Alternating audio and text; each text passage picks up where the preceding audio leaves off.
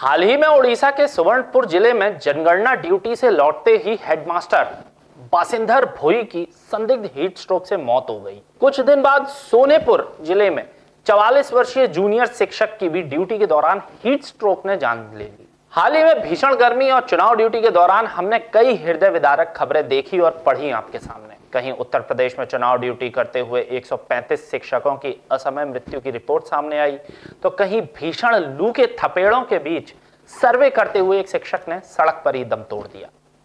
यह महज मौतें नहीं है, यह उस व्यवस्था का परिणाम है जो शिक्षक को राष्ट्र निर्माता कम और एक हारफन मौला मजदूर ज्यादा समझती है। नमस्कार, मैं हूं अनिकेत दीक्षित और आप देख रहे हैं राजीव टाइम्स। जनगणना 2026 की शुरुआत हो चुकी है। इस बार सिर्फ लोगों की नहीं, घरों की भी गिनती होगी।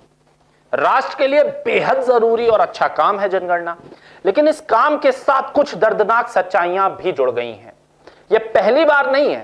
पहले चुनाव ड्यूटी में, फिर सर्वेक्षण में और अब जनगणना में शिक्षक बार बार बलि का बकरा बन रहे हैं। गर्मी के थपेड़ों में घर घर घूमना, बिना छुट्टी के काम और ऊपर से छुट्टी ली तो सेवानिवृत्ति की प्रक्रिया शुरू कर दी जाएगी जैसे तुगलकी फरमान।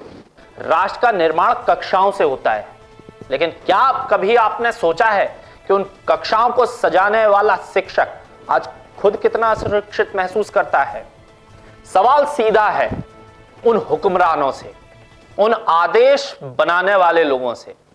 जब भी कोई राष्ट्रव्यापी काम होता है, चाहे वो जनगणना हो, चुनाव हो, स्कूल चले हम जैसे अभियान हो, प्रशासन का सबसे आसान शिकार शिक्षा विभाग ही क्यों बनता है?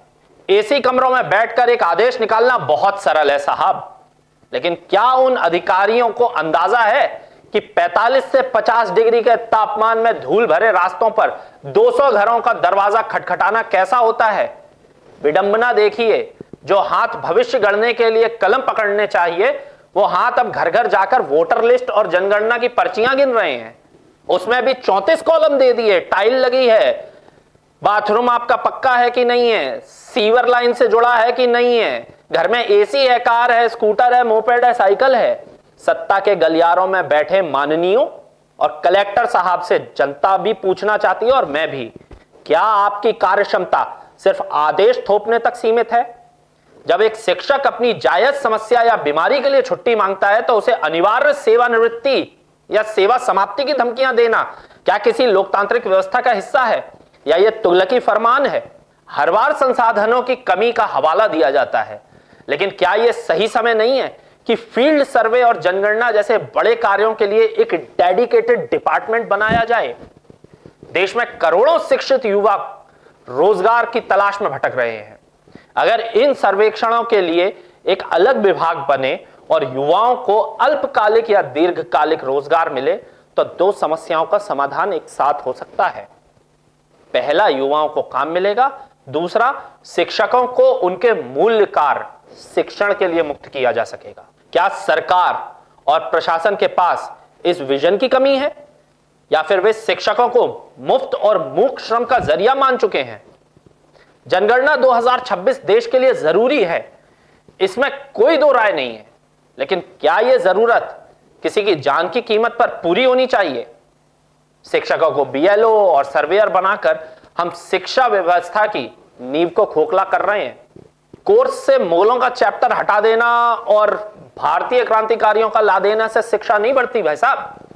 शिक्षक जब तक पढ़ाएगा नहीं, तब तक शिक्षित नहीं बनेगा हिंदुस्तान। जिम्मेदार कुर्सी पर बैठे लोगों को समझना होगा कि डर दिखाकर काम करवाना नेतृत्व तो नहीं, तानाशाही है। अब समय आ गया है कि हम शिक्षकों को उनके सम्मान और उनके मूल कार्य की ओर लौटने दें।